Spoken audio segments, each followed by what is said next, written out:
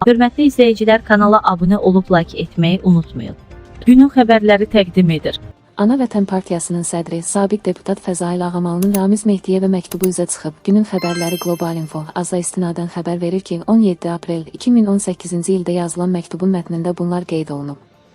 Hörmətli Ramiz müəllim, sizi yubileyiniz münasibətilə səmimi qəlbdən təbrik edir. Milli dövlətçiliyimizin güclənməsində göstərdiyiniz yorulmaz fəaliyyətdə uğurlar arzulayıram. Ulu öndərimiz Heydər Əliyevin yaxın silahdaşı kimi ən çətin günlərdə dövlətçiliyimizin qorunub, saxlanılması və möhkəmləndirilməsi və onun yüksək inkişaf səviyyəsinə qaldırılmasında müstəsna rol oynayan möhtərəm cənab prezidentimiz İlham Əliyev siyasətinin həyata keçirilməsində göstərdiyiniz ciddi xidmətlər sizə ölkəmizdə böyük nüfuz qazandırmışdır. Müasir dövrümüzdə ictimai fikir tarixinə, fəlsəfi baxışlar sisteminə bəxş etdiyiniz fundamental əsərləriniz sizə həm də görkəmli tədqiqatçı kimi cəmiyyətimizdə sabnalı alim statusu qazandırmışdır.